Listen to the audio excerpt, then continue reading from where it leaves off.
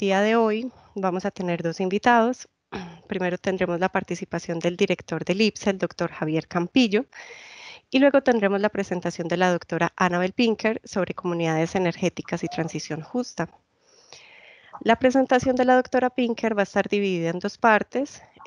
Vamos a tener un receso de 5 minutos entre ambas partes y al final vamos a tener una sesión de preguntas y respuestas. Ustedes ponen sus preguntas en el chat y nosotros se las transmitimos a la doctora Pinker.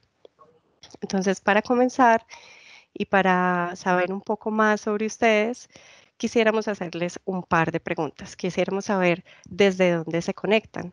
Entonces, la primera pregunta se interesa por entender si están en una zona rural o una zona urbana. Así que por favor hagan clic en el enlace que acaba de aparecer en el chat y cuéntenos desde qué parte se conectan. Luego vamos a ver desde qué localidad, municipio, departamento, pero en primer lugar queremos saber si es una zona urbana o una zona rural. A ver, Dani, nos muestras los resultados del Menti. Nos sorprende mucho que haya un poco de predominio de la zona urbana. Vamos a ver si tenemos otras personas de la zona rural.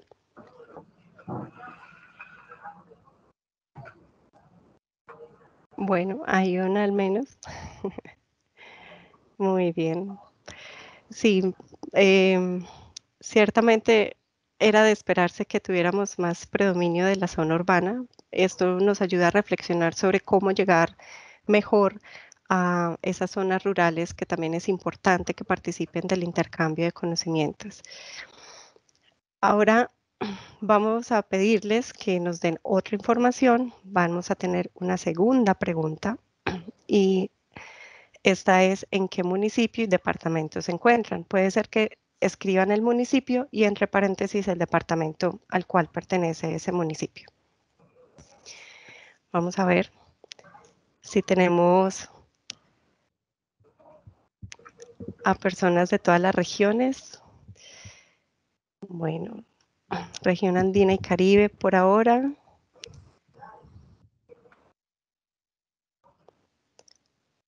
Qué bien, de Río Hacha, muchos saludos.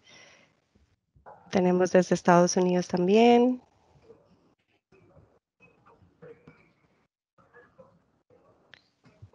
Muy bien. Poco a poco vamos viendo que sí tenemos una diversidad importante. Saludos a la gente de San José del Guaviare. Qué bien que nos puedan acompañar hoy. Nos gusta mucho saber que podemos llegar a diferentes regiones. Muy bien. Yo creo que podemos ir dejando el Menti por acá para que podamos avanzar. Vale. Entonces, para que iniciemos, vamos a darle la palabra al doctor Javier Campillo Jiménez, quien es el director general del Instituto de Planificación y Promoción de Soluciones Energéticas para Zonas No Interconectadas, IPSE. El doctor Campillo es doctor en Ingeniería de Energía y Ambiente de la Universidad de Mälardalen de Suecia, es magíster en Ingeniería de Energía de la misma universidad y es ingeniero electrónico de la Universidad Tecnológica de Bolívar. Él viene de ser decano de la Facultad de Ingeniería de la Universidad Tecnológica de Bolívar, donde lideró distintas acciones y estrategias de energías renovables, como la generación de más del 50% de la energía eléctrica del campus desde una planta solar fotovoltaica. De igual forma, ejecutó varios proyectos de electrificación rural sostenible, como el diseño y la construcción de toda la infraestructura de apoyo para la escuela Pita Capacho en el corregimiento de Palo Alto, en el municipio de San Onofre, Sucre. En el sector público, trabajó con un equipo interdisciplinario para desarrollar un programa de manejo integral de canales, lagos y lagunas, ciénagas y caños de Cartagena, diseñando la primera embarcación en el país libre de emisiones con propulsión eléctrica y recarga solar a bordo para ofrecer a la ciudad una alternativa de uso sostenible de sus cuerpos de agua. Doctor Campillo, bienvenido de nuevo. Gracias por estar aquí. Tiene la palabra. Muchísimas gracias, Diana, y muchísimas gracias a todo el equipo por la invitación. Qué bien que pudimos tener a nuestra invitada central para poder realizar esto. Quisiera de pronto mencionar e iniciar con el punto de la encuesta del Mentimeter que mencionaste. Al estar responsable del Instituto de Promoción de Soluciones Energéticas, principalmente concentrada en las zonas no interconectadas, tenemos de primera mano la experiencia que se vive en nuestro sector rural. Y cuando veía la pregunta pensaba un poco un poco de forma jocosa o de forma graciosa, esta encuesta que dice, ¿te gusta contestar encuestas? Y el 90% contesta que sí. Entonces pasa un poco esto.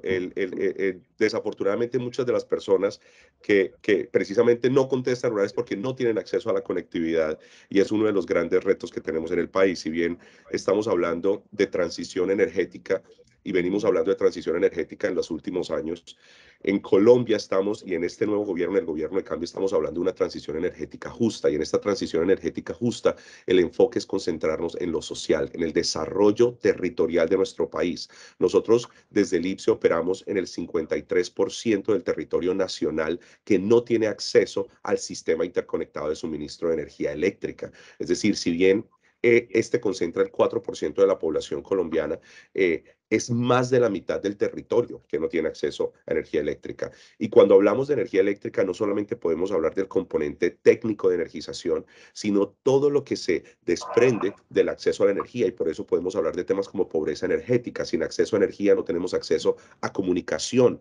Sin acceso a comunicación no podemos tener acceso a educación, no podemos tener acceso a salud, no podemos tener acceso a agua potable y una serie de elementos que hacen mucho más complejo el desarrollo territorial.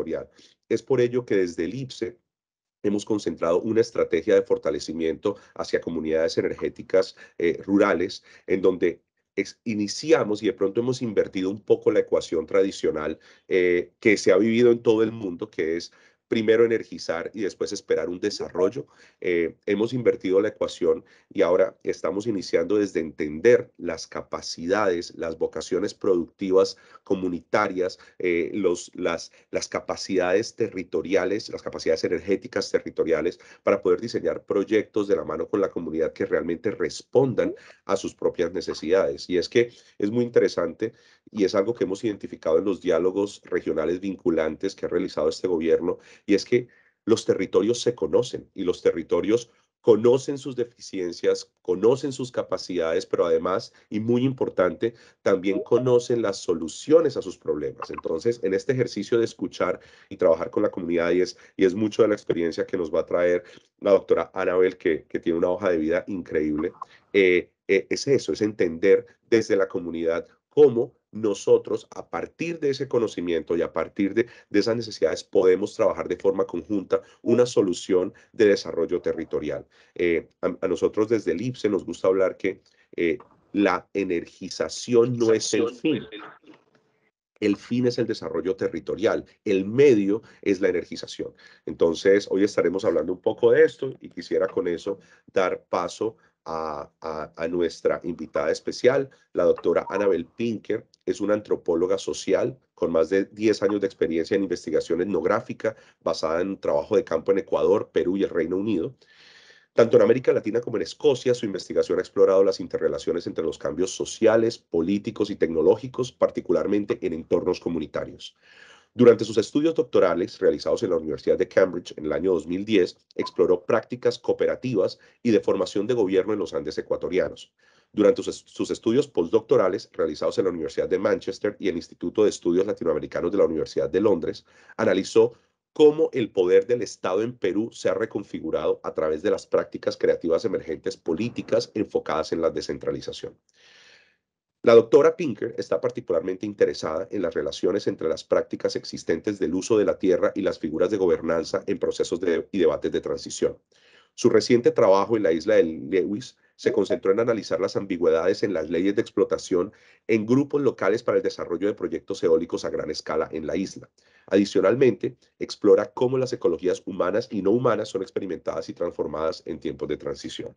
Entonces, Con esto quisiera dar paso a nuestra invitada especial, la doctora Annabel Pinker, y nuevamente muchísimas gracias a todos por acompañarnos en esta sesión y estoy seguro que será muy enriquecedor para todos los que estamos presentes. Muchas gracias al doctor Campillo y por esa presentación tan especial de nuestra conferencista internacional. Por favor, adelante y nos avisas cuando podamos hacer el receso. Bueno, ya me han presentado un poquito. Como ya se ha dicho, soy antropólogo social. Mi enfoque más que todo ahorita es sobre la transición energética y la transición justa en Escocia. Voy a compartir un poco mi pantalla. Espero que funcione esto para mostrar una presentación. Espero que sea.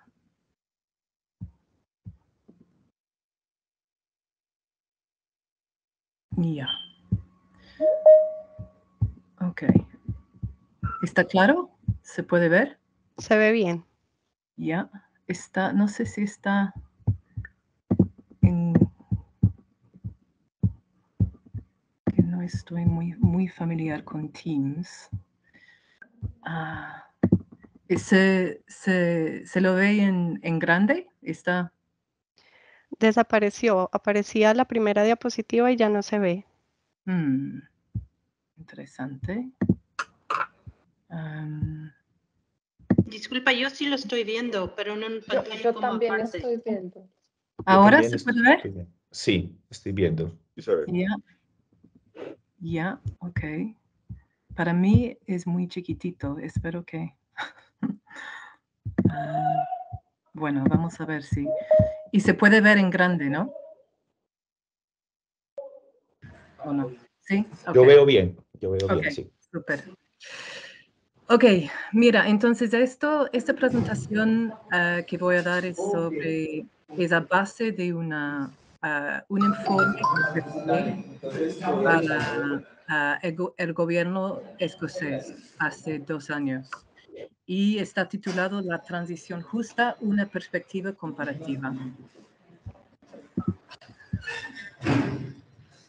Ya, entonces me han presentado ahorita, mi trabajo enfoque más que todo en estas cuestiones de transición justa en Escocia. Y puedo hablar de los temas en que he enfocado en términos de mi trabajo etnográfico sobre las islas de Escocia, sobre los esfuerzos de las comunidades en Escocia para conseguir, por ejemplo, su propio, hay proyectos en Escocia que apoyan a que las comunidades puedan conseguir sus propias instalaciones energéticas, por ejemplo, y parte de mi trabajo enfoca sobre estos esfuerzos. Pero en esta presentación quiero enfocarme en un informe que hice para el gobierno escocés hace 2 años, el gobierno estableció hace 2 años, o bueno, creo que fue fue hace 3 o 4 años, estableció una comisión para una transición justa en Escocia. Y en 2019 me hicieron, perdón, estoy un poco distraída porque hay gente que están entrando y no sé por qué están apareciendo en mi pantalla. Voy a tratar de ignorar eso.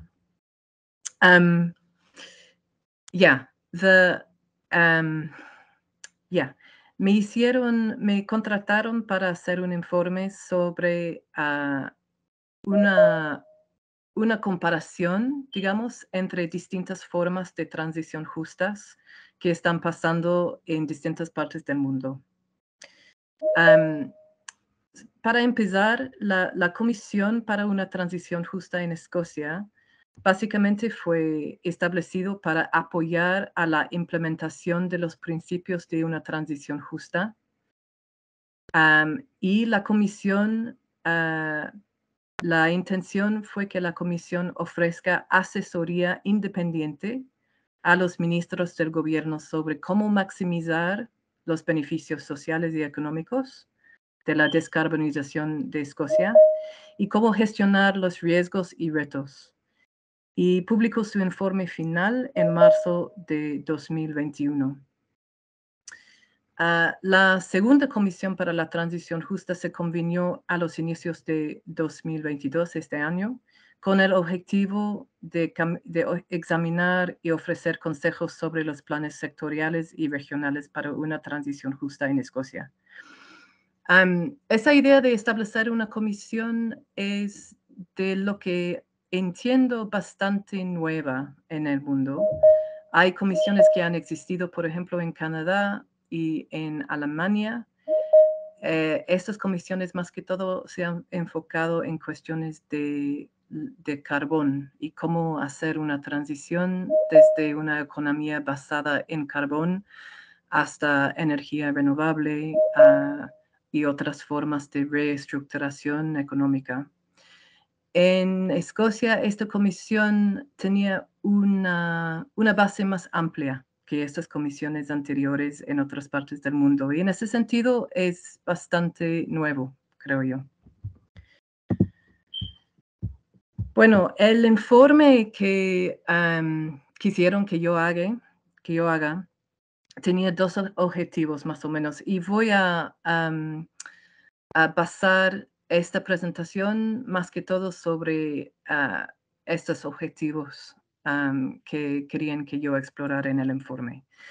El primer tema era cómo están abordando otros países y regiones al tema de la justa transición y hasta qué punto han integrado tales países y regiones los principios de la transición justa en sus planes, estrategias, políticas y actividades. Y el segundo objetivo fue examinar las intervenciones que estos países y regiones están desarrollando para manejar o minimizar la disrupción a los trabajadores y a las comunidades causada por el cambio económico y estructural, similar a los cambios implicados por la transición a una economía neutral en carbono. En otras palabras, el informe la comisión quería que yo me enfoque en otros procesos de estructuración similares a lo que va a ser implicado por una transición justa en el tiempo, en esta era contemporánea, digamos. Voy a explicar un poco más sobre esto.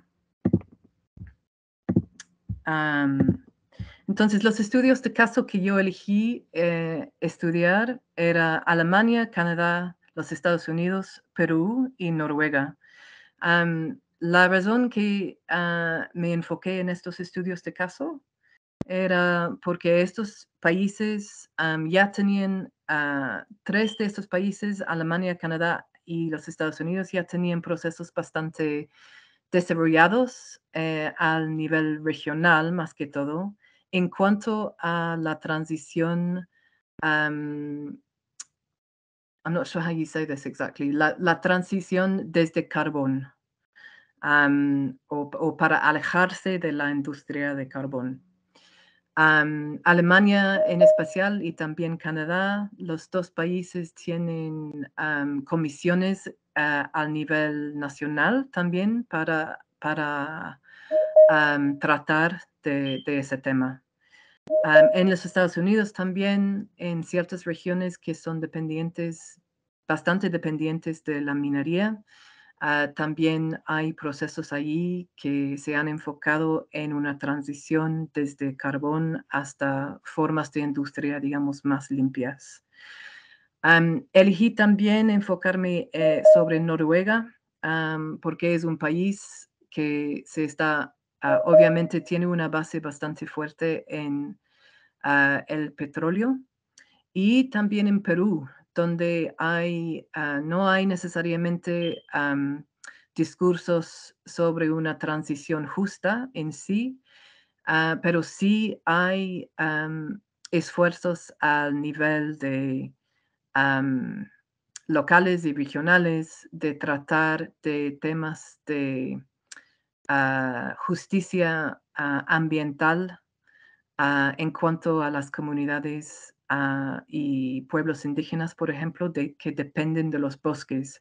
En Perú, como en muchas otras partes de América Latina, de lo que yo entiendo, hay proyectos, por ejemplo, sobre la captura de carbono, como el REDD+, los proyectos de REDD+, que tienen implicancias fuertes para comunidades locales. Y estas, en ciertas formas, nos dan ciertas indicaciones sobre cómo tratar de los pueblos indígenas y las comunidades locales en cuanto al cómo reglamentar el uso de la tierra, cómo proteger a comunidades locales en el contexto de transición a grande escala.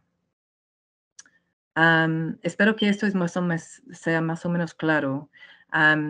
Hay muchos otros países en que se hubiera podido enfocar, sin duda, y creo que hay menos enfoque, por ejemplo, en países en el Medio Oeste, por ejemplo, y hasta cierto punto mi informe tenía que enfocar en países donde hay bastante material ya existente en términos de la literatura académica y la literatura política.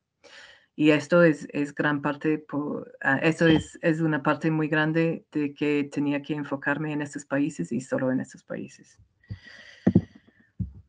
Entonces, esta presentación, yo voy a organizarlo a través de 3 partes. La primera parte va a resumir el ámbito y el contexto de la transición justa, ofreciendo una discusión de los orígenes de la transición justa como movimiento y su integración dentro de los discursos internacionales.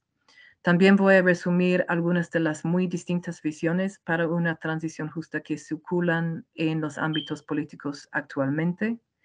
La segunda parte presenta unos ejemplos de la justa transición, supongo que debería decir, y unas conclusiones a que conducen los procesos de reestructuración socioeconómico en los 5 casos de estudio.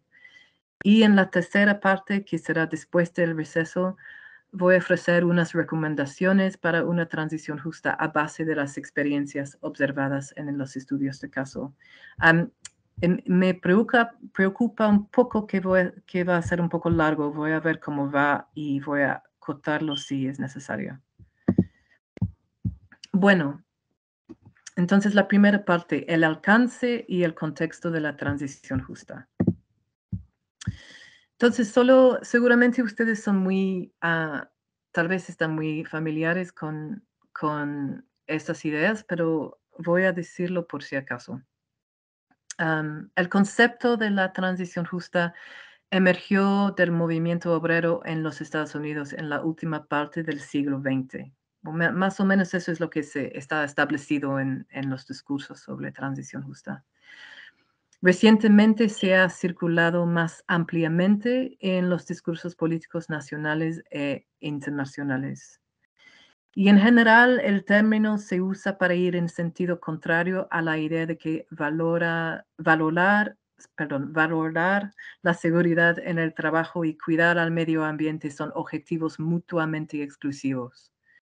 Además, se usa para ampliar el debate sobre las transiciones hacia economías bajas en carbono, desde temas técnicas en cuanto a la transformación de sistemas energéticos hacia sus implicancias de justicia social.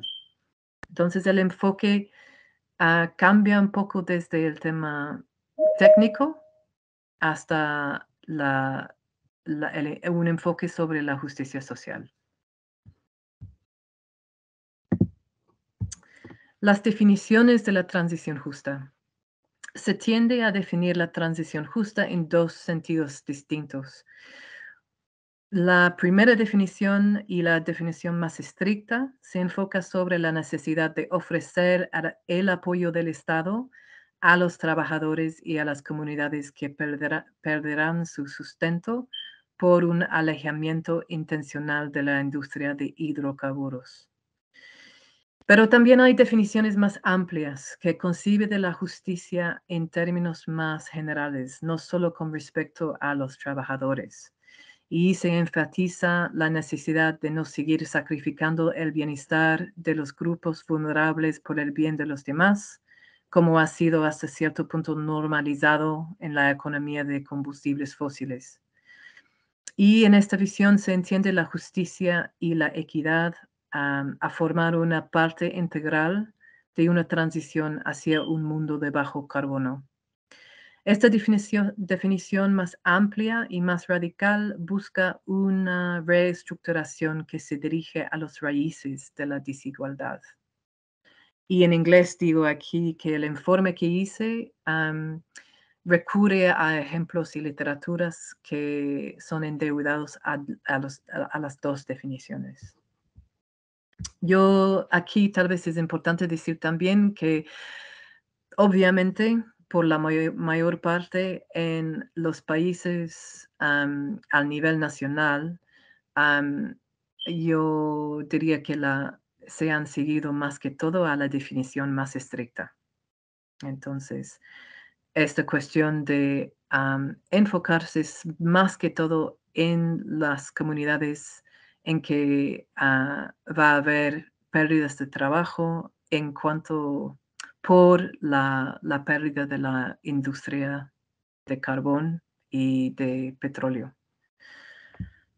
Y a la vez, como hay mucho menos enfoque al nivel nacional a formas de transición justa que enfocaría sobre temas mucho más amplios de distribución, de cómo reorganizar nuestra sociedad y economía según una visión mucho más amplia de equidad, por ejemplo, y igualdad.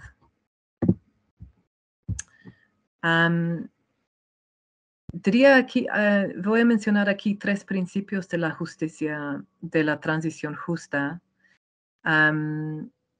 que aparecen en algunos de los documentos o textos que son más radicales en tema de la transición justa.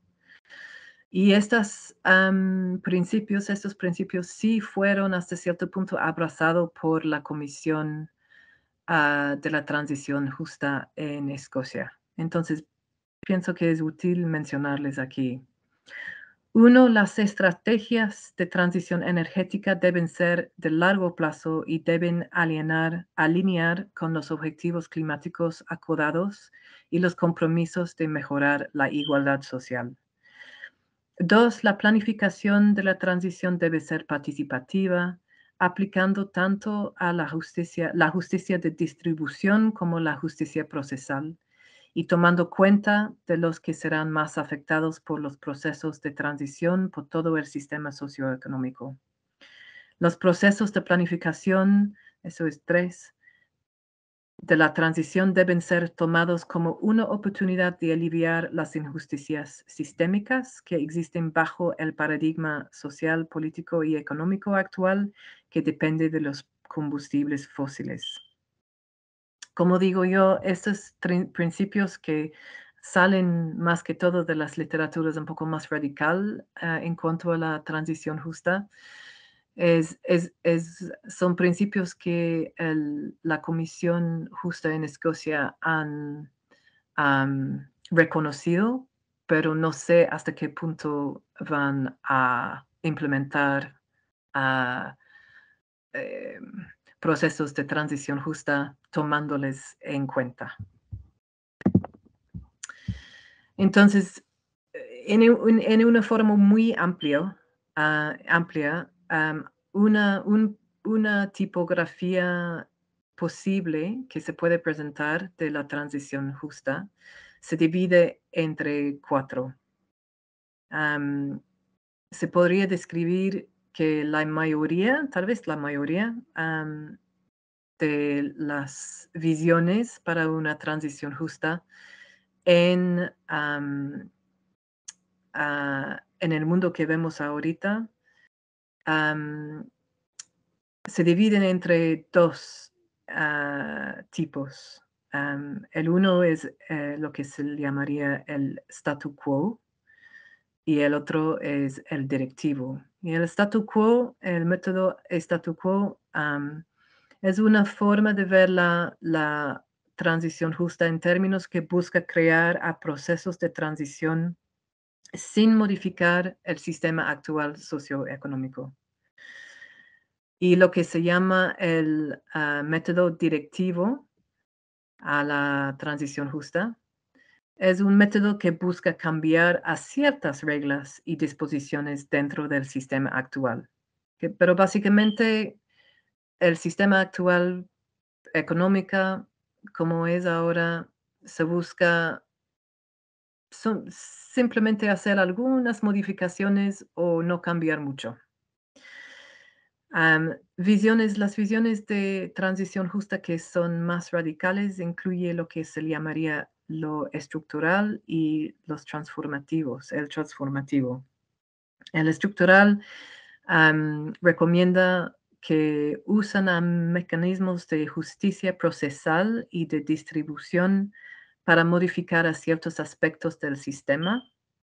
Y transformativo es un método que busca cambiar radicalmente el sistema actual. Eso tal vez es bastante abstracto, pero sirve para mostrar o hacer el punto que no hay una versión de la transición justa que está acordado ahorita.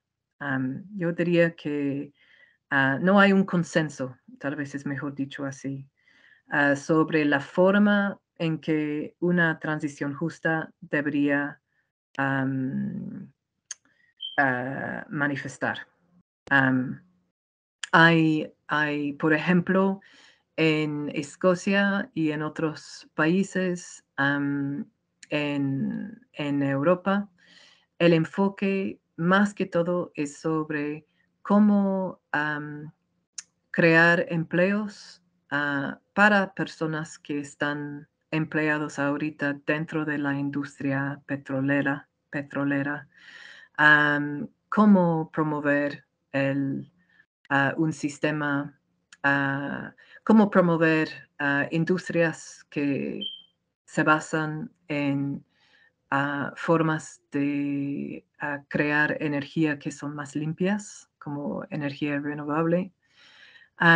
Mientras tanto, hay mucho menos enfoque sobre cómo se puede hacer una transición a una economía, por ejemplo, que se basa no tanto en el crecimiento económico. Hasta ahora no veo no hay evidencia al nivel en términos de lo que he visto en términos de lo que he visto al nivel nacional en el mundo ahorita, de que hay países que están interesados en buscar otro modelo económico. Esto es lo que estoy tratando de decir aquí. Pero hay seguramente al nivel local en cuanto a organizaciones locales, regionales, por ejemplo, hay muchísimo interés en formas de, en una transición justa que con una visión más amplia y más transformativa, digamos. Bueno, esta segunda parte de la presentación voy a enfocarme un poquito en los resultados, unos findings sobre los marcos actuales para la transición justa y otras formas de reestructuración socioeconómicos en estos estudios de caso que he mencionado. Y pensé que tal vez sería útil describir un proceso para ustedes. Para que se tenga una idea un poquito menos abstracta sobre lo que significa, lo que es una transición, un proceso de transición que ha sido en ciertas formas relativamente exitosa no es una transición justa en el sentido en que tiene su significado ahora. Es una transición de reestructuración económica que empezó en las 70s en Alemania. Y hay bastante literatura sobre ideas de transición que recurre a este ejemplo, porque es uno de los pocos ejemplos tal vez de transición de largo plazo que existe. Entonces, este ejemplo viene de Alemania en una región que se llama el Ruhr. No estoy diciéndolo bien, pero más o menos es así. Desde 1970 ha habido en curso un proceso de transición para reestructurar el distrito de Ruhr en Alemania para que se aleje de la producción de carbón y acero y se avance hacia la ecoindustria, los servicios basados en el conocimiento y la energía renovable. Entonces, en ese sentido, es una transición, ¿no?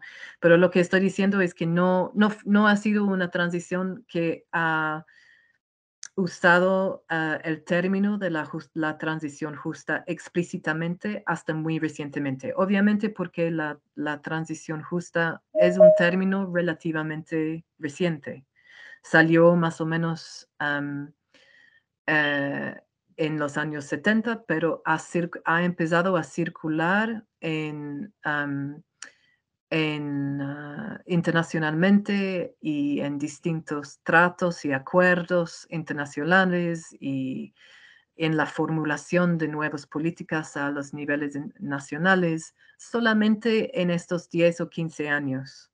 Entonces, lo que ha pasado en el Ruhr es un proceso de transición que obviamente empezó antes de la emergencia de la idea de la transición justa, que es relativamente nueva.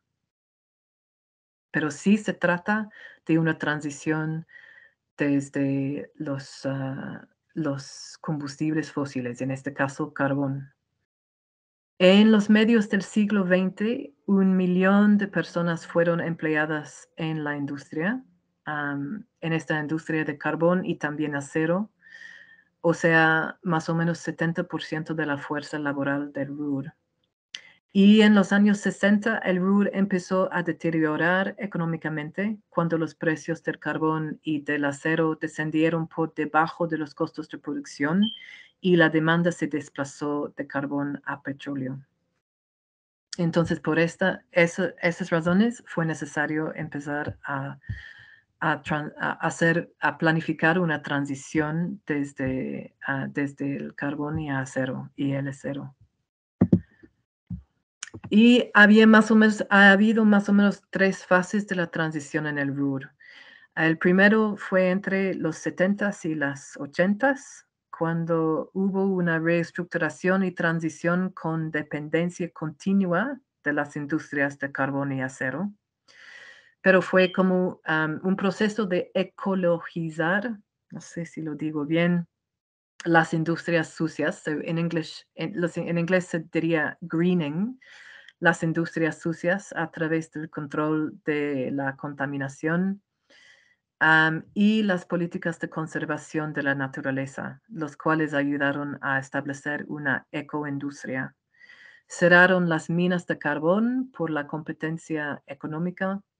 Los trabajadores pasaron a otros sectores, pero por la especialización y dominancia de unas pocas compañías grandes, el Ruhr siguió atrapado en las industrias de acero y carbón hasta los mediados de las 80s. Y hubo esfuerzos para restaurar y preservar estructuras existentes. Estoy hablando de infraestructuras de la industria de carbón y acero. Voy a explicar un poco más de eso. Y 2, entre los años 90 hasta 2015, la diversificación y reindustrialización, la reconstrucción ecológica y la revitalización urbana. Se avanzaron la economía basada en el conocimiento, la energía renovable y la ecoindustria. Cambio estructural activo en vez de la adaptación pasiva a las industrias en declive, promovido por el fortalecimiento de pequeñas y medianas empresas, la transferencia de tecnología y la diversificación industrial. Y la tercera fase ha sido la transición energética desde 2010. La capacidad instalada de la energía renovable incrementó desde 30 megawatts en 2000 hasta 588 megawatts en noviembre de 2012. Es importante decir que la reestructuración del RUR se basa no tanto en una visión singular de una transición justa, sino en una confluencia de transiciones coincidentes y solapadas. El éxito relativo de estas transiciones se atribuye a las actividades colaborativas de actores regionales junto con los factores externales favorables. El proceso no se diseñó a través de un plan de maestro, sino a través de una serie de planes distintos, junto con las intervenciones de distintas instituciones y actores. Las autoridades locales se veían a sí mismas como respondiendo a los problemas de la contaminación, la despoblación y a la pérdida de trabajos en los sectores de carbón y acero. Y a la vez un movimiento ambientalista fuerte estaba emergiendo. Hubo también políticas nacionales de apoyo que fueron aprobados por el Parlamento y proyectos que invirtieron en la educación y en la investigación. Entonces, lo que quiero decir con esto es que en el RUR no hubo, digamos, un proceso de transición que fue manejado solamente por el nivel nacional. Esta idea de un plan maestro para una transición en forma, digamos, monolítica, no ha sido lo que pasó, sino fue como un conjunto, una coincidencia, digamos, de distintas transiciones diseñadas entre niveles y escalas.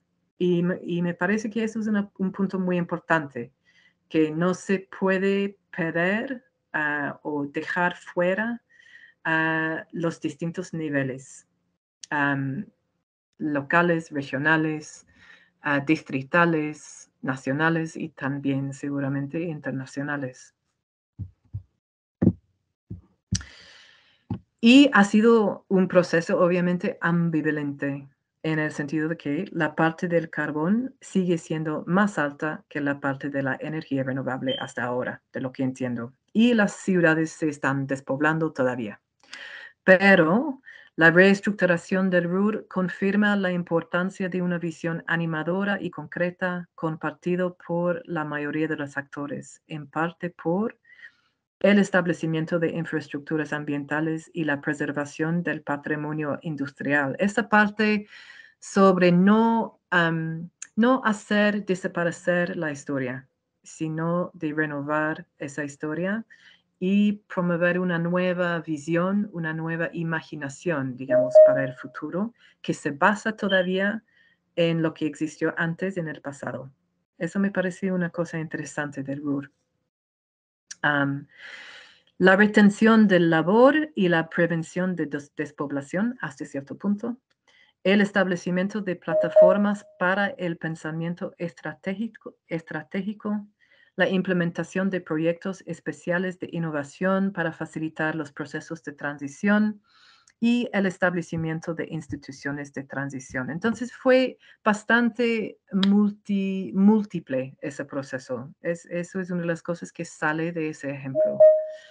No hay una sola forma. Trabajan en ese proceso, ha trabajado tanto en temas económicos y sociales y también creativos, digamos, en términos de patrimonio industrial, por ejemplo. Hay algunos parques que se han creado para celebrar este patrimonio, no para hacerlo desaparecer, como digo. Entonces, los procesos regionales, muchas veces liderados por una mezcla de gobiernos regionales y locales y organizaciones de base, son significativamente más avanzados que los gobiernos nacionales en cuanto al desarrollo de los procesos de transición. Sí, de lo que he visto en mi estudio hasta ahora, eso es lo que se nota, que los procesos regionales han desarrollado procesos de transición justa más hasta un punto más avanzado que se ve al nivel nacional. No es sorprendente. En lugares como el Ruhr, en partes de Canadá, por ejemplo, en Alberta, donde hay mucha presión para hacer una transición desde carbón, y hay pérdidas de trabajo y todo eso, son las regiones que han tenido que responder primero. Pero es interesante porque en cuanto a la idea de una transición justa, la idea, la fantasía hasta cierto punto estatal es que muchas veces lo que sale es que se pueden manejar estos procesos desde un nivel bastante alto. Y claro que se necesita ese nivel. Se necesita estructuras de reglamento, estructuras de ley, pero en términos de lo que pasa en la tierra, en el terreno, de lo que pasa al nivel local, el tipo de transición, la forma que va a tomar, va a cambiar según la localidad y las comunidades, la región y sus necesidades. Y creo que lo que se ve en el Ruhr es algún reconocimiento de esto.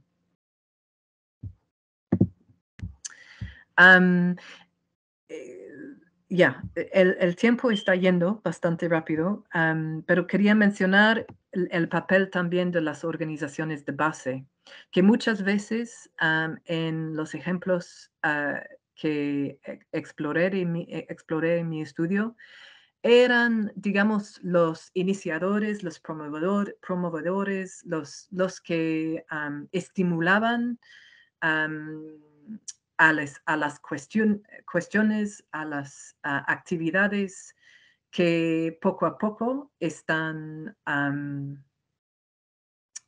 entrando a los discursos a nivel nacional y estatal.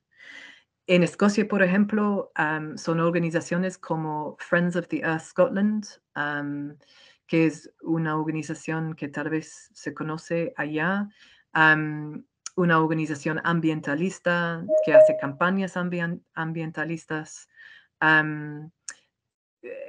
Esa organización tenía un papel en conjunto con otras también de hacer bastante presión sobre el gobierno de Escocia para formar una comisión sobre la transición justa.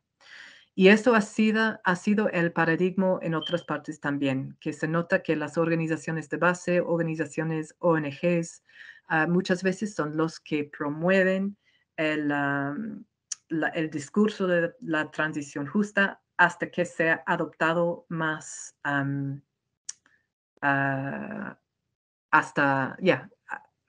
más adoptado, digamos, a los niveles gubernamentales. Y quería mencionar una organización en los Estados Unidos que se llama Kentuckians for the Commonwealth, que emergió en una región minera del este de Kentucky en los Estados Unidos. Y es una organización que busca una nueva balance de poder, una democracia más auténtica y una economía más justa y sostenible, y un futuro de energía limpia a través de promover la organización comunitaria y la acción directa por todo el Estado. Y esta organización se fundó en 81 para cambiar a las leyes tributarias que eximió a las compañías mineras de pagar ciertos impuestos y para cuestionar a las leyes de propiedad que permitieron a las compañías de minar a cielo abierto, espero que esto sea la frase correcta, sin el permiso de los terratenientes y supongo también de las comunidades. Y ahora es una organización compuesta de familias de clase obrera que trata de múltiples temas. Hacen campañas para la reforma agraria, la justicia ambiental y programas de ayuda para los de bajos recursos, y también ofrece capacitación a sus miembros. Entonces, esto solo para decir que muchas veces son estas organizaciones que están empujando desde abajo y que deberían, en mi perspectiva, y no solo en la mía, ser integrado en los procesos de la justa transición, porque parte de lo que sale en los discursos, en la literatura, en estos ejemplos, es la necesidad de procesos auténticamente participativos, que esta idea de una distribución de proceso, no, perdón, una justicia de proceso es súper importante. No solo puede ser una versión de una transición justa que sea diseñado a nivel estatal.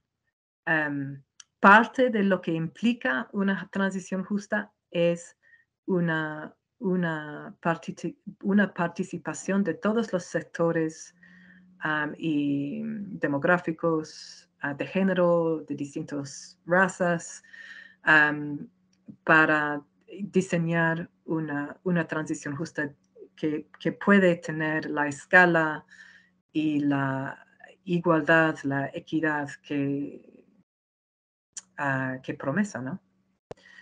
Espero que eso, mi forma de expresión ahí no fue tan buena, pero espero que logre expresarme un poquito.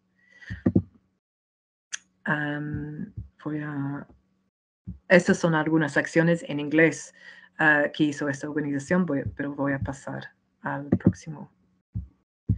Entonces, solo para terminar esta parte, y después creo que podemos parar y hacer un receso.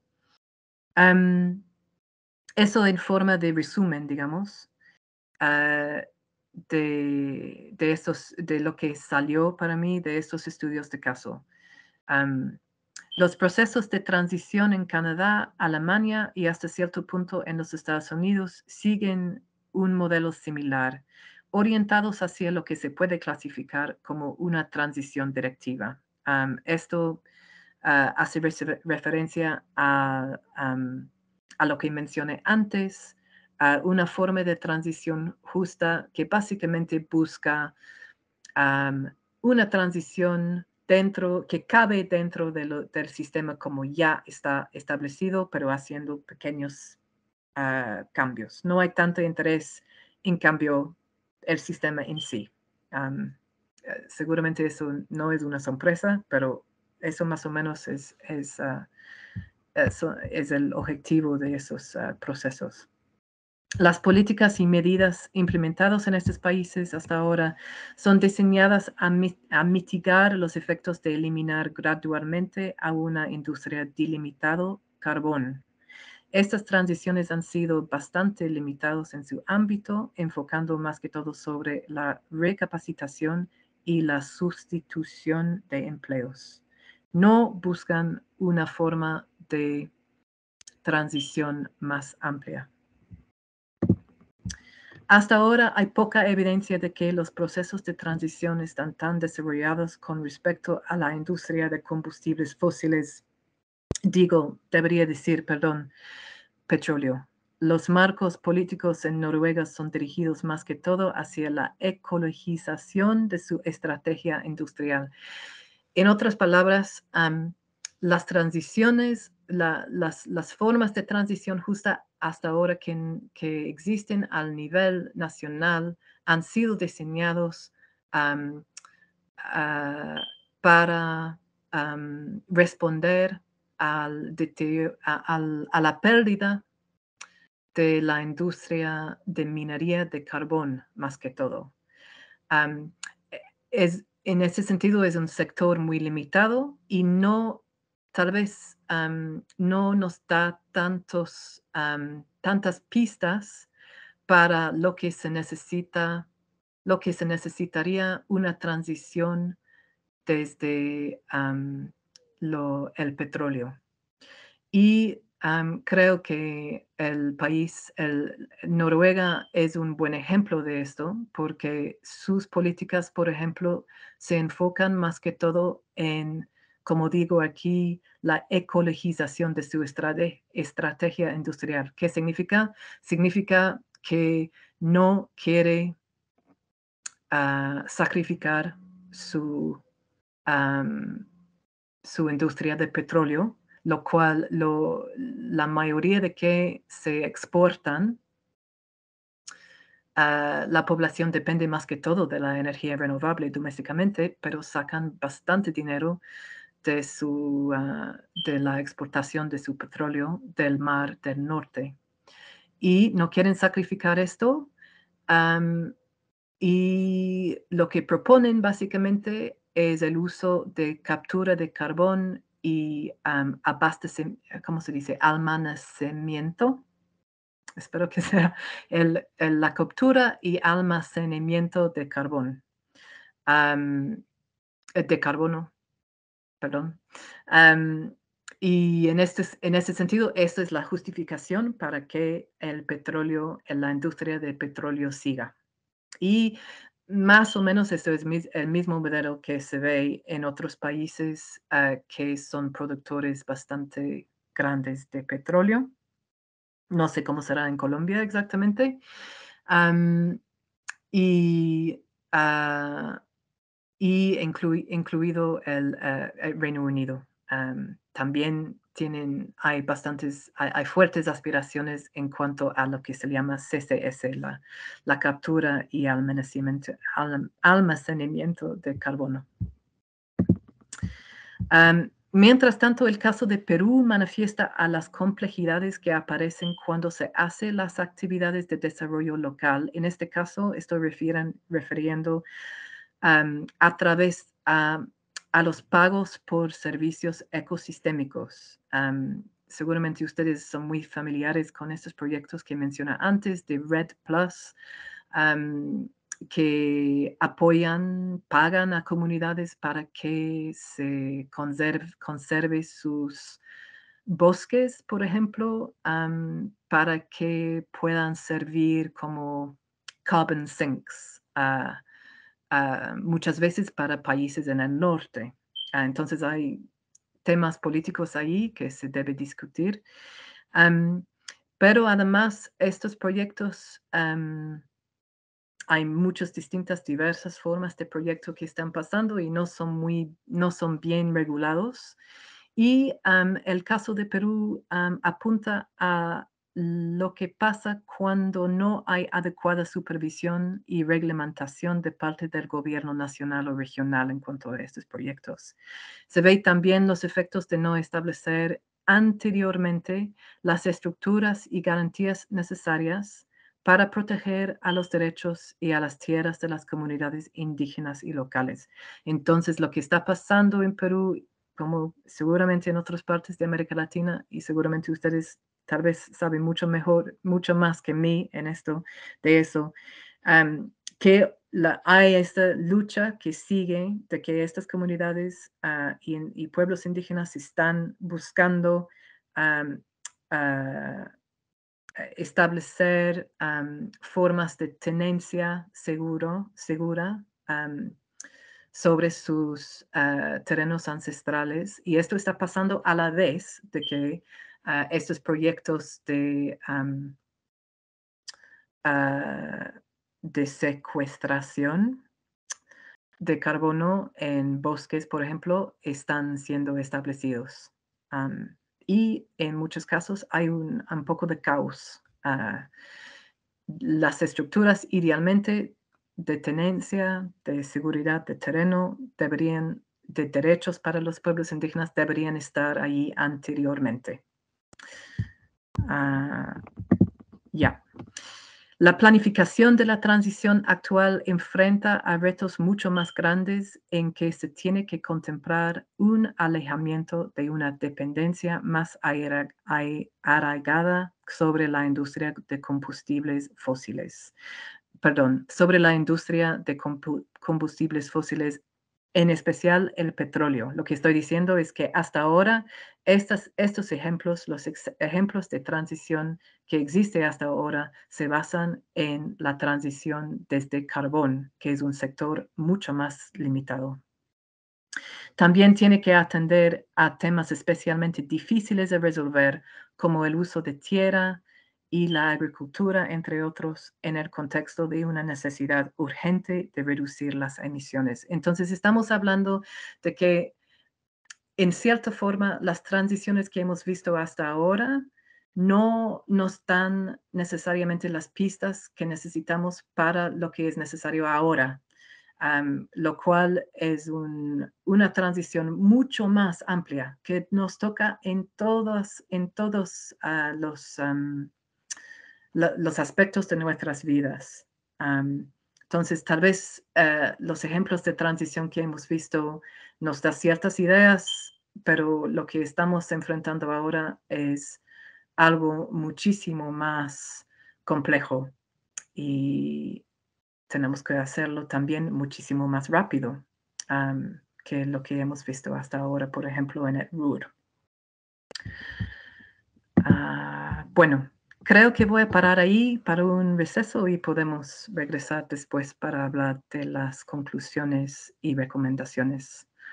Vamos entonces a darle de nuevo la palabra a la doctora Pinker para la segunda parte de su presentación y luego vendrán las preguntas. Las preguntas pueden empezar a escribirlas en el chat y nosotros las vamos a compilar. Muchas gracias. Hola. Bueno, no tengo mucho más por decir, pero voy a recompartir mi presentación. Aquí está.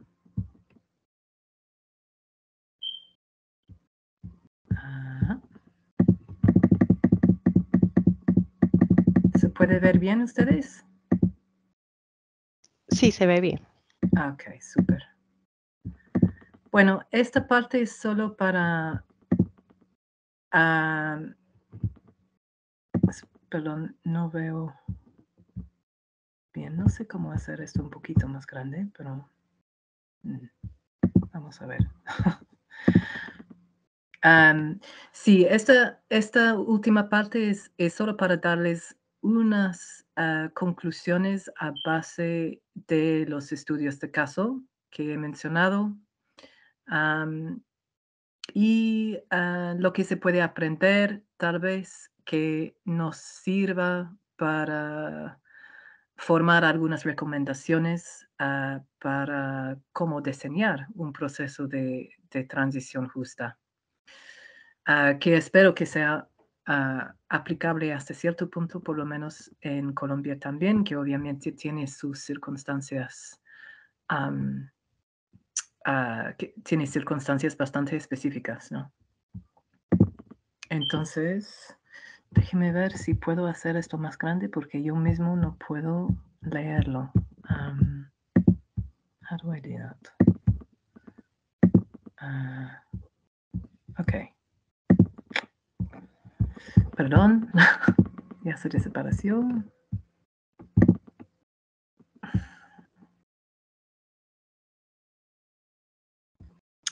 Ok. Difícil.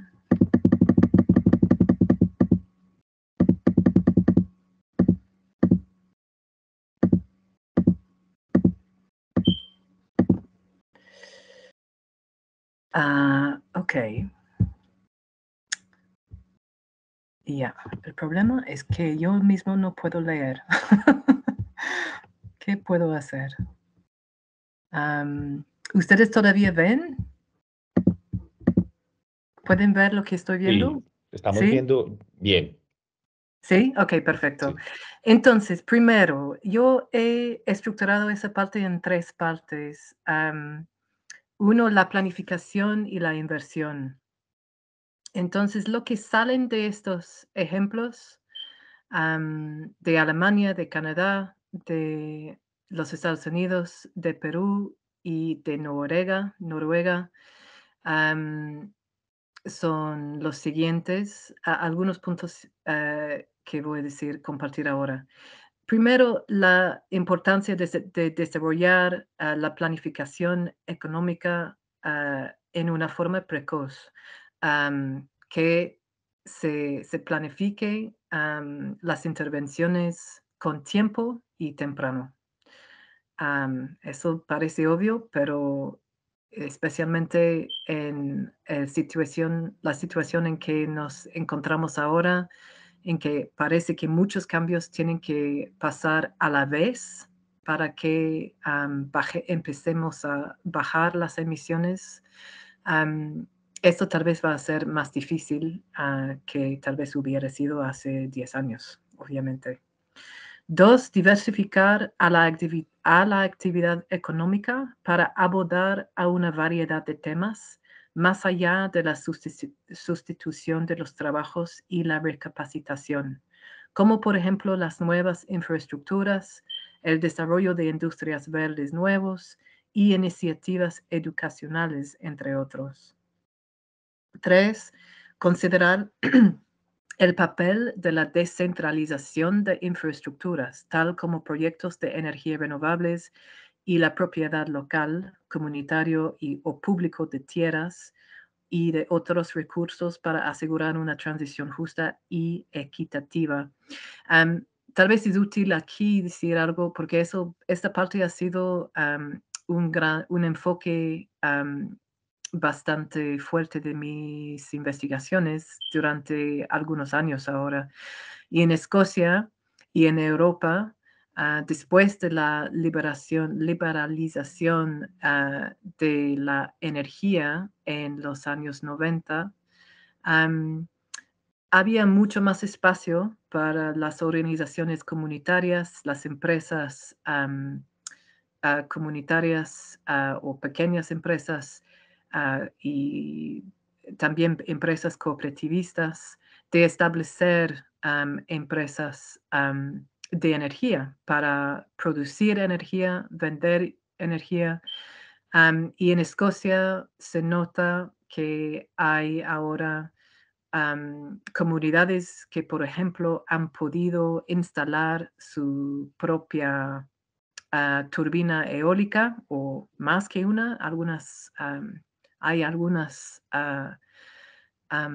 parques eólicos ahorita que pertenecen a comunidades y de que sacan ingresos que se pueden usar para crear proyectos locales, distritales también, que apoyan a sus comunidades. Esto, por ejemplo, se nota en las islas al noroeste de Escocia, en que he hecho algunos estudios y han podido sacar a veces hasta millones para comunidades locales y también han establecido estructuras al nivel de la isla para distribuir los ingresos que han sacado de estos parques eólicos y dirigir esos fondos a distintas partes de la isla que son que tienen menos ventajas, menos recursos. No quiero pintar algo idealista. Cuando digo eso, hay muchos problemas. Hay mucho más proyectos de parques eólicos, por ejemplo, que están diseñados, desarrollados por compañías privadas. Y hay conflictos sobre eso. Pero una de las razones que esas comunidades han podido hacer estos proyectos es porque tienen acceso a la tierra. Y entonces lo que hemos visto en Escocia es que es la necesidad de que las comunidades consigan áreas de tierra o que ya tengan acceso a estas áreas para poder, obviamente, desarrollar estos proyectos. Y lo que vemos ahorita en Escocia es alguna combinación, un conjunto de políticas sobre reforma agraria y descentralización energética que han salido, digamos, a la vez y que se ayudan, se apoyan mutuamente. Entonces, hay algo interesante en este dinámico. Otra vez digo que no es muy lejos de la perfección Y yo creo que las comunidades han tenido que buscar formas muy creativas de usar las disposiciones legales y regulatorias que existen. No es fácil. Y la ley, hay muchas distintas leyes y reglamentos que no caben bien y tienen que usar mucha creatividad en sacar en adelante estos proyectos, pero sí lo están logrando. Entiendo que Colombia todavía no está tanto en este proceso, pero que tal vez hay personas interesadas que sea que ande en esa dirección en Colombia. Entonces estoy muy dispuesta de hablar más de esto si hay interés en las preguntas. Y finalmente, en cuanto a la planificación y la inversión, reconocer que las acciones que se toman en nombre de la transición justa en un lugar y en un país o una región puede conllevar fácilmente a problemas en otros. Eso es muy obvio. Pero de todos modos es importante decirlo porque obviamente la lógica del mercado de capturar, por ejemplo, industrias de energía renovable en una parte del mundo puede tener consecuencias en otras partes del mundo donde tal vez no han podido capturar este mercado. Tenemos que pensar en eso. ¿Qué son los límites del mercado en cuanto a la transición justa? Esto es una pregunta muy grande, pero creo que es importante mencionarlo aquí. 2. ¿Ustedes ahora están viendo la misma página? Creo que no. Espero. Es esto. Ok. Esa parte se trata del compromiso social. ¿Ustedes están viendo esto también? ¿Compromiso social? Sí, sí. Sí, ok. Sí.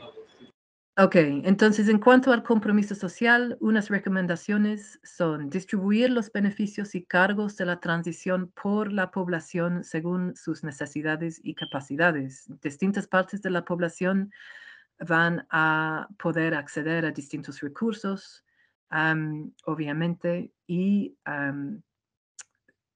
obviamente una transición justa, para que sea justa, debería reconocer que los beneficios y los riesgos de una transición deberían ser compartidos según las capacidades y necesidades distintas de esa población.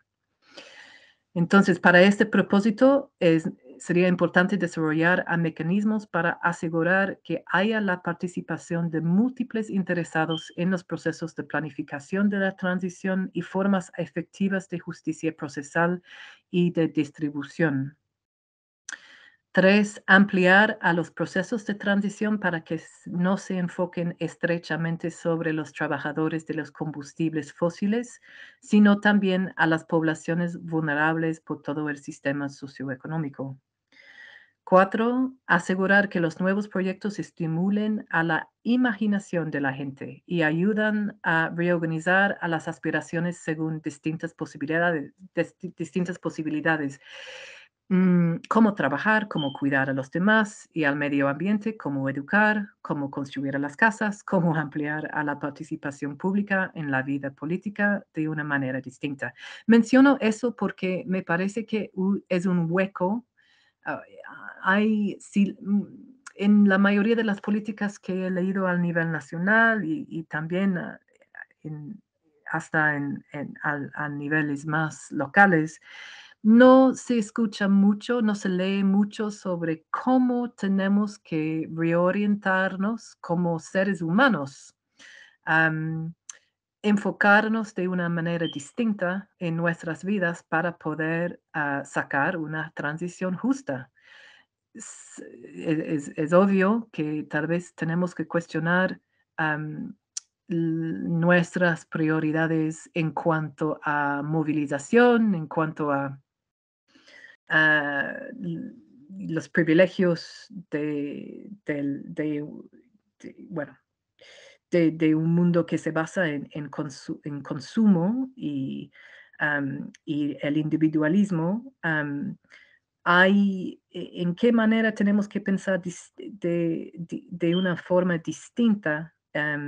Digamos, por ejemplo, organizar nuestras aspiraciones a base de distintos goles y objetivos. Por ejemplo, la contribución a una comunidad o la inversión de nuestros esfuerzos en un cierto sitio, en un lugar, en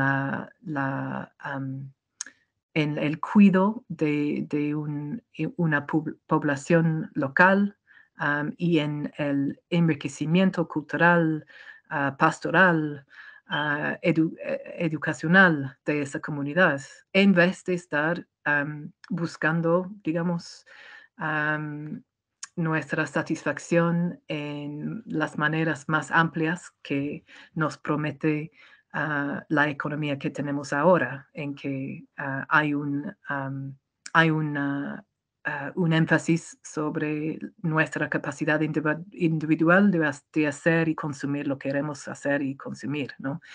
Entonces, hay muy poca mención de esa dimensión en las políticas que he visto hasta ahora. Obviamente, porque esto también obviamente sería un desafío total al sistema de crecimiento económico que guía a nuestro mundo en el oeste, y en grandes partes del mundo hasta ahora. Pero lo menciono porque me parece que tenemos que ser holísticos en ese sentido. Y finalmente, dirigirse a las desigualdades de género, raza y de clase en el proceso de diseñar una transición justa. Ok. Finalmente, el desarrollo político. Uno, integrar a la transición justa dentro de cada aspecto de la legislación, la reglamentación y la planificación. En otras palabras, no es que la transición justa simplemente puede aparecer en normas que son separadas por otras partes de la legislación y la reglamentación de un país. Tiene que ser integrado en todas estas estructuras. 2, reconocer que mientras la centralización de la planificación estratégica, regulatoria y legislativa sea necesaria, las transiciones son específicas a los sitios y contextos locales y entonces las localidades, comunidades y regiones deberían liderar a estos procesos de transición hasta un cierto punto.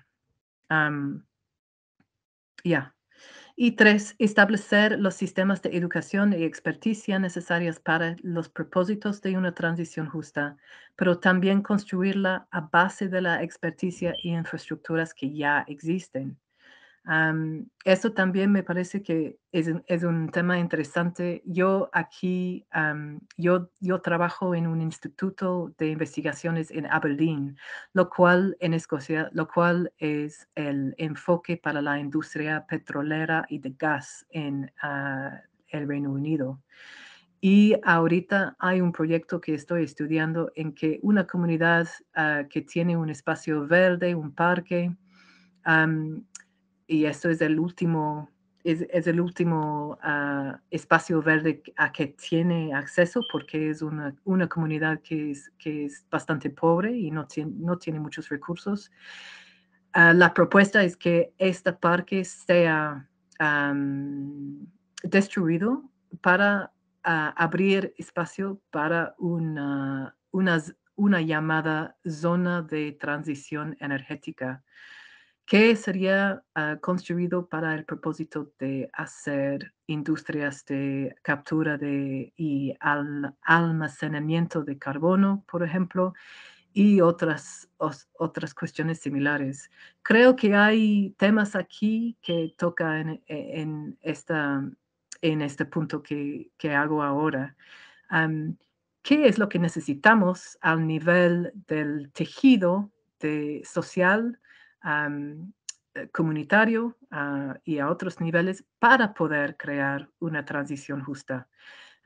Hasta cierto nivel no tiene mucho sentido destruir ese tejido, esos espacios que son para el bienestar de una comunidad, para crear algo nuevo, muy industrial, que promueva una transición justa, pero bastante en términos del mercado y de la comercialización que da ventaja a las corporaciones y a las compañías grandes. Estas compañías están llamando ese proceso una transición justa, pero en cuanto al pueblo local que está afectado, no es justo para nada, obviamente. Entonces, estos son los tipos de debates que ahorita están saliendo aquí y en todas las partes del mundo y no son nuevas.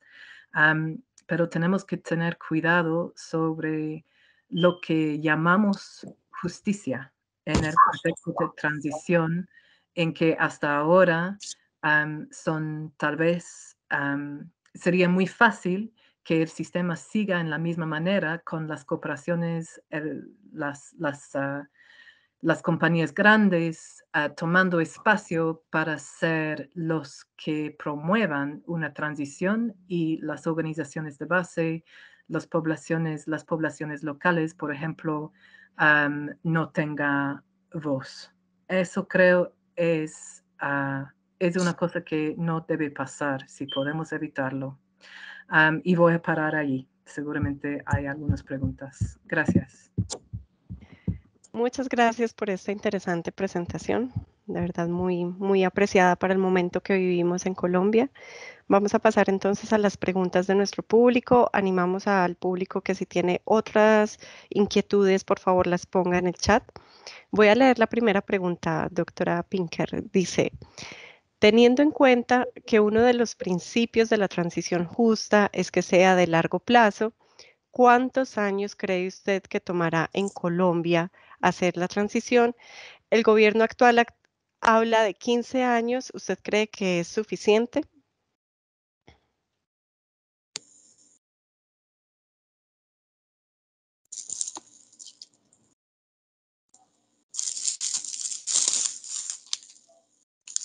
Doctora Pinker está en mute, no la estamos escuchando.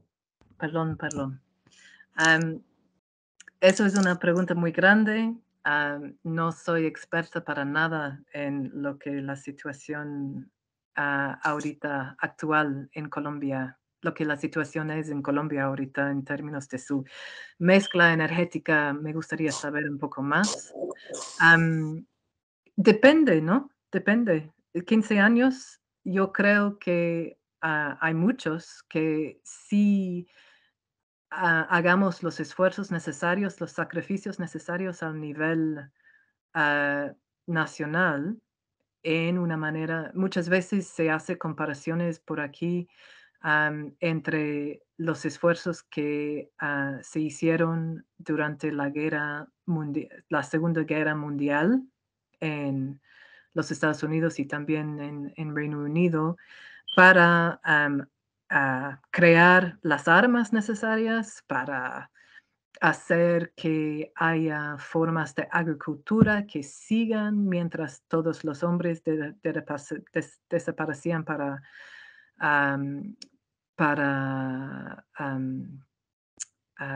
estar en la guerra, para crear nuevas tecnologías, para organizar las cosas de una forma distinta socialmente, para organizar la evacuación de niños al campo, todas esas cosas increíblemente rápido. Es una cuestión de voluntad. Entonces sí, es posible en 15 años, pero hemos visto en el COP27 que ahorita ha terminado, que otra vez han terminado sin acuerdo sustantivo. Y eso muestra que finalmente estamos todavía en una situación en que la mayoría de los líderes, de alguna manera u otra, tiene sus hands tied, que no hay mucho espacio para cambiar el sistema, en que todavía los intereses que han dominado a OSTA siguen dominando. Pero sí, yo diría que sí, hay capacidad de hacer algo muy fuerte dentro de 15 años y de hecho lo tenemos que hacer. Vale, muchas gracias. Vamos a ver otra pregunta. Dice, ¿conoce experiencias de asociación entre empresas y comunidades para la generación y comercialización de energías limpias? ¿Cuál es su opinión o posición al respecto y qué recomendaciones haría? Perdón, no, ¿puedes leerlo de nuevo? Sí. Perdón. ¿Conoce experiencias de asociación entre empresas y comunidades para generar y comercializar energías limpias? ¿Cuál es su posición al respecto y qué recomendaciones haría? Bueno, sí, otra pregunta muy grande.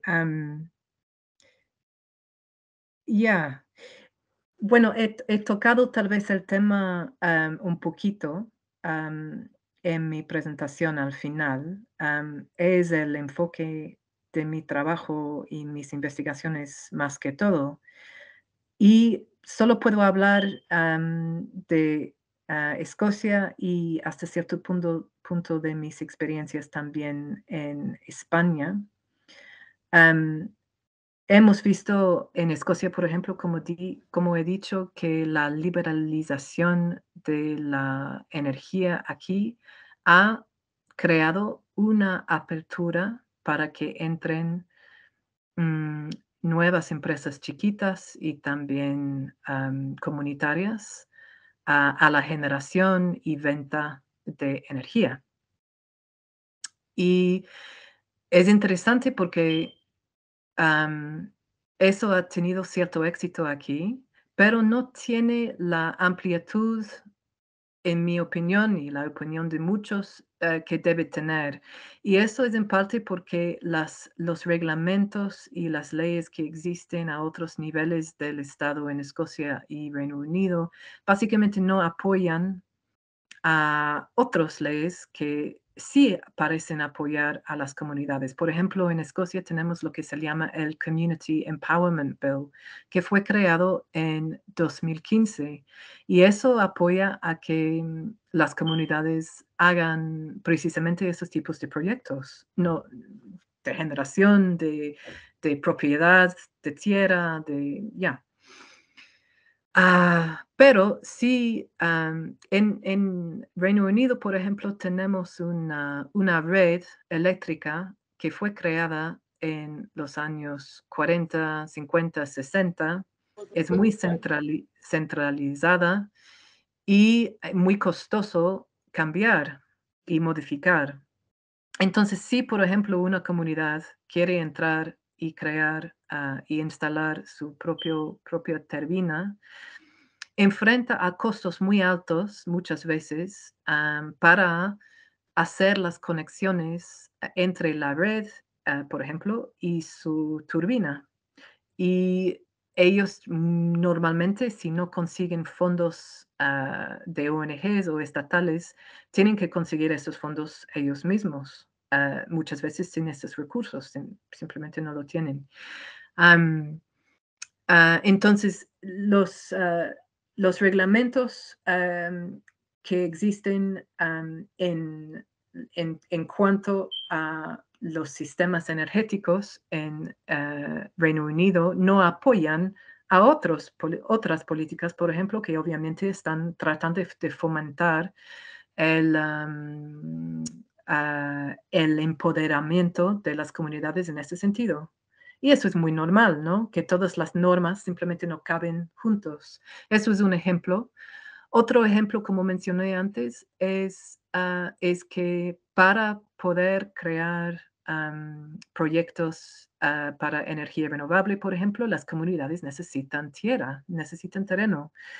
En Escocia lo que muchas veces pasa es que los terratenientes que tienen terreno, obviamente los terratenientes, hacen acuerdos con, empresas que quieren desarrollar, am, un proyecto, eólico y en el momento que las comunidades se acercan a esas terratenientes, tal vez para diseñar o establecer un proyecto juntos, como una colaboración entre la comunidad y el terrateniente para instalar una turbina o un parque eólico, ya hay un acuerdo que existe entre la empresa privada y el terrateniente, y no hay espacio para la comunidad para entrar.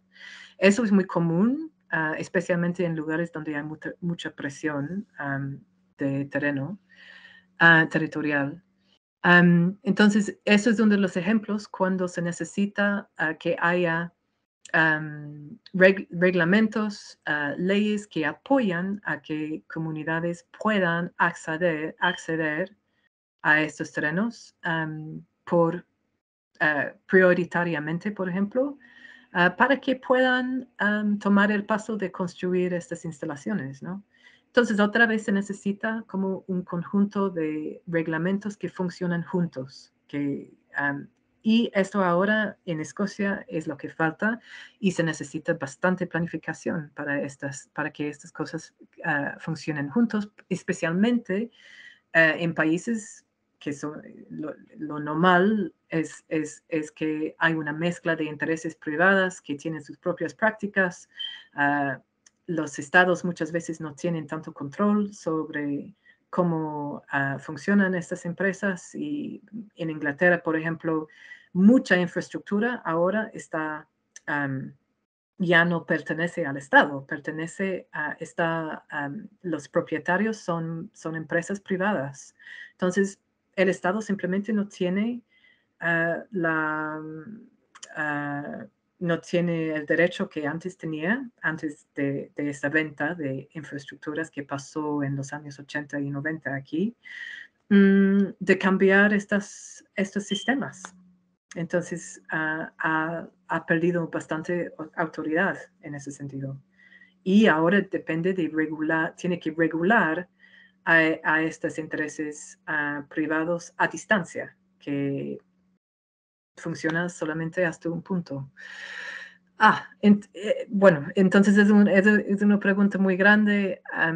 Eso es lo que veo, que se necesita ya una forma de pensar y crear reglamentos que en conjunto puedan apoyar a que las comunidades y microempresas, por ejemplo, puedan tener esa capacidad de hacer infraestructuras generativas de generadores de energía. Espero que sea claro lo que estoy diciendo, pero Sí, y en línea con esto que vienes planteando sobre las regulaciones, hay una pregunta que dice que desde la política pública, ¿cuáles son esos límites o condiciones que deberían tener las normas para que efectivamente se defiendan los intereses de las personas en los territorios donde se están haciendo estos cambios?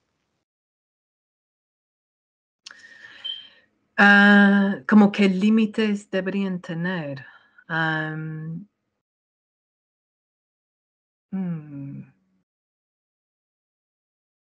Bueno, no sé si estoy segura del sentido de la pregunta. Sí, cuando se diseñan estos reglamentos, una manera de asegurar que sean, estoy interpretando esa pregunta en términos de cómo diseñar los reglamentos para que beneficien a las comunidades, ¿no? Es más o menos lo que... bueno, creo que una respuesta obvia a esto es que estas regulaciones sean diseñadas en consultación, en colaboración con estas comunidades, ¿no? Muchas veces, y esto es algo que vi todo el tiempo en Perú, por ejemplo, tenía las políticas estaban diseñadas en Lima, o las intervenciones estaban diseñadas ahí, y en Cusco, donde estaba viviendo yo, se veía que pasó por el lado de el gobierno regional o la municipalidad, y que hubo como un intento centralista de implementar esas leyes según las normas realizadas en Lima. Y obviamente la gente local en Cusco y las regiones alrededores oponían con fuerza a estos tipos de intervenciones. Así que creo que hasta el punto posible, los reglamentos tienen que ser diseñados en relación con esos pueblos para que también puedan ser recibidos en el momento de implementación. Es una respuesta obvia, pero me parece que especialmente en cuanto a la transición justa, la justicia no es un concepto abstracto y la justicia no es un concepto que se puede aplicar del mismo modo por todo un país. Va a ser interpretado, la justicia va a ser interpretado de distintas formas en distintos lugares. Y en reconocimiento de eso, tenemos que diseñar sistemas y procesos de transición justa en colaboración con esas regiones y localidades. Y eso significa esfuerzo y inversión de dinero que es fuerte, pero creo que es lo que es necesario si queremos una transición verdaderamente justa. Vale, y en aras del tiempo vamos a tener una última pregunta, también en línea con estas inquietudes sobre la participación. Y la pregunta es, ¿qué acciones han implementado en Escocia para preparar a las comunidades y que puedan hacer parte de los negocios de energías alternativas? Para preparar a las comunidades para una transición justa. Aquí preguntan para que hagan parte de los negocios de las energías. Ok. Bueno, lo que tenemos en Escocia es, yo diría que más que todo, bueno, tal vez no es tan justo eso. El gobierno de Escocia, que debería decir, aclarar que el gobierno de Escocia no tiene, es un gobierno, how do you say that? Devuelto, dice, ¿no? Como descentralizado dentro de del Reino Unido, ¿no? Entonces, la mayoría de las leyes son fijadas por el gobierno nacional de Reino Unido. Entonces, Escocia tiene su espacio para fijar sus propios reglamentos, pero son limitados. Entonces, primero se debe decir eso. Pero sí, Escocia ha tenido bastante espacio para implementar o realizar políticas energéticas, porque en parte porque tiene tanta capacidad energética, tiene una increíble capacidad de viento, por ejemplo, estando donde está. Y el gobierno escocés sí ha invertido en organizaciones, una organización que se llama, bueno, ya no existe, pero un programa, does it exist? No existe en la forma en que antes existía, pero se llamaba CARES. Y CARES fue un programa que existió para para prestar y dar dinero a comunidades que querían organizarse para instalar generadores de viento, más que todo, pero no solo generadores de viento, pero de energía renovable.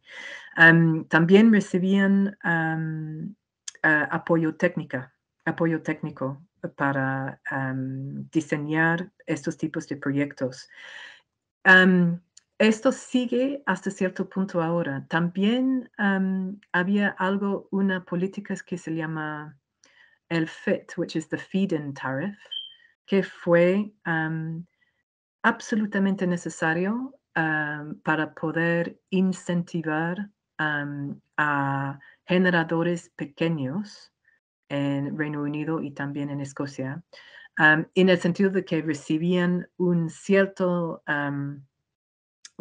cantidad de dinero por cada unidad de electricidad que generaban. Y eso básicamente y hacía posible que estos proyectos salgan, porque obviamente con ese dinero podían justificar la inversión y podían recibir un cierto ingreso que podían usar para sus proyectos comunitarios y cosas así. Entonces, esta política fue transformativa.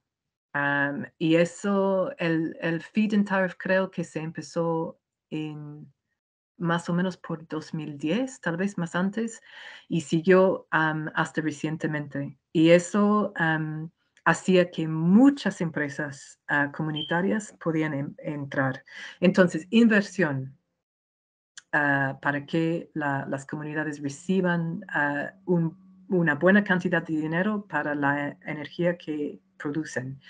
Apoyo técnico para que puedan navegar las dificultades técnicos en instalar estos proyectos. Reglamentos que crean espacios para que las empresas comunitarias puedan seguir. También necesitan organizaciones de apoyo técnico. Entonces, por ejemplo, en Escocia, como sabe Juan Fernando, tenemos una organización que se llama Community Energy Scotland. Y esa organización da consejos técnicos y sociales y políticos también a comunidades que quieren diseñar estos proyectos. Entonces, lo que tenemos en Escocia es una mezcla de intervenciones del Estado, ONGs que apoyan y hasta cierto punto también fondos y subsidios del Estado nacional que apoyan, aseguran que estas comunidades tengan una chance de entrar a ese mercado. Espero que sea un poco claro. Sí. Yeah. Es muy iluminador, muchas gracias. Si nos da unos 5 minutos más, hay una pregunta que me piden que le haga. Yeah. Y preguntan por su perspectiva, ¿qué tan fácil ha sido desde su perspectiva para los antiguos mineros el tránsito hacia otras actividades económicas? Sobre todo cuando son actividades muy diferentes, por ejemplo, pasar de la minería a la agricultura o de la minería a la pesca. Ya. Bueno, la verdad es que no sé mucho sobre los efectos de estos tipos de transiciones en su profundidad. En Reino Unido fue interesante lo que pasó en Reino Unido porque en los años 80 las minas de carbón por la mayor parte fueron cerrados por Margaret Thatcher y había en esas comunidades hasta ahora han habido efectos de esta pérdida de empleo, de industria, de aspiración y el hecho de que pasó tan rápidamente sin la transición necesaria. Y creo que en ese sentido es instructivo para cómo pensamos sobre una transición ahora, porque hay vacíos en esas comunidades. Hay muchos de estos lugares ahora no tienen muchas industrias, sino empresas como Amazon, empresas grandes como eso que de cierto modo crean una dinámica de ser tal vez el único ¿cómo se dice? El único fuente de empleo en el lugar. Y eso puede crear como efectos de falta de esperanza y también de explotación en esos lugares y también de despoblación, porque los jóvenes obviamente muchas veces empiezan a salir, las comunidades pierden su vitalidad.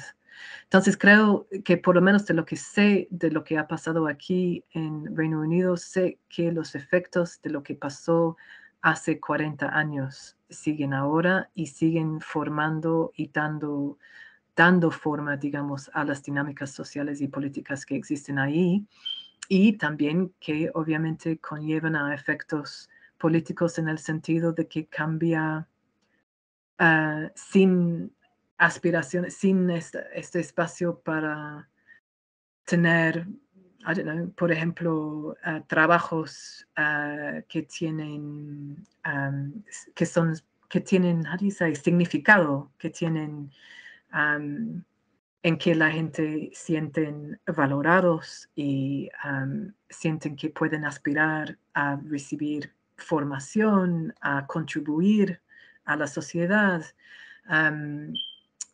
En la ausencia de eso, tenemos una situación en que se puede, en que la gente empieza a tal vez, por ejemplo, invertir en narrativas políticas que son mucho más derechistas, en que quieren, tal vez hay más vulnerabilidad a propuestas políticas que son manipulativas. Hemos visto esto hasta cierto punto con Brexit aquí en Reino Unido. Entonces creo que todas estas cosas son vinculados y por esa razón tenemos que, es por esto también que tenemos que invertir verdaderamente en una forma de justicia que toma en cuenta toda la gente cuando diseñamos una transición a una nueva esquema energética. De acuerdo. Muchas gracias, doctora Pinker, por compartir su conocimiento con nosotros. Llegamos al fin de la sección de preguntas y respuestas, pero quisiéramos fortalecer el intercambio escuchando un poco las opiniones del público. Entonces, en el chat van a encontrar un par de enlaces a 2 preguntas que queremos hacerles ya habiendo tenido acceso a toda esta información que recibimos hoy. Entonces, vamos a ver la primera pregunta y luego quisiéramos tener algunas reacciones suyas, doctora Pinker, respecto a lo que el público está expresando. Veamos entonces las preguntas. Dice, ¿cómo priorizaría usted los siguientes aspectos en el proceso de una transición energética justa? Entonces, lo que hicieron nuestros asistentes fue clasificar, darle una puntuación y encontramos en primer lugar la descarbonización gradual de la economía. Bueno, está cambiando todavía. Pero la idea es que ellos nos indiquen cuáles serían las prioridades en este proceso en Colombia.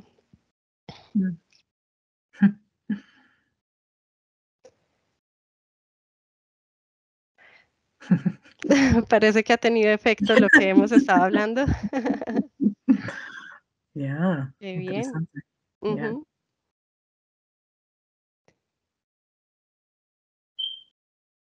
Entonces, ya, ¿me estás preguntando a mí o? Nos gustaría saber qué opina frente a los resultados de esta Okay. pregunta. Ya, bueno, está cambiando. Me parece que todas estas partes son vinculados, ¿no? Y ya, me parecen que hasta cierto punto no se puede separar estos temas, pero es interesante que ahorita, por ejemplo, lo que lo que lo que va primero es bueno, no sé cuánta gente está contribuyendo a esto. Pero ya, el hecho de que nuevas oportunidades económicas, participación comunitaria, descarbonización gradual de la economía, todos están está atrayendo a similares cantidades de gente. Y me parece que ah, son temas súper importantes que sí, descarbonización tiene que ser prioritaria, pero la participación comunitaria en este proceso también es necesario am, para que sea justa. Porque eso es un debate que obviamente está saliendo en todas las partes. Hay una idea de que tenemos que descarbonizar con urgencia, así que tal vez necesitamos, por ejemplo, gobiernos totalitarios que van a hacer los cambios necesarios muy rápido. Pero solo piense en los efectos que pueden pasar con de, ah, este tipo de método. Tenemos que hacer esas cosas juntos. La justicia, la participación tiene que ir en conjunto con la descarbonización. Eso es el mensaje básico de la transición justa. ¿Por qué? Porque si no, estamos simplemente replicando el sistema de injusticia que tenemos presente ahora y que también es parte del problema, es parte de la razón que estamos en la situación en que estamos. Si no fuera por el privilegio de ciertos aspectos de la sociedad, empresas, corporaciones, los ricos, frente de los recursos que existen en nuestro mundo, tal vez no estaríamos en la situación en que estamos. Y ahora yo creo que la oportunidad implicada en la transición justa es precisamente esa oportunidad de cambiar ese fenómeno y redistribuir la manera en que los recursos y los privilegios están distribuidos ahora.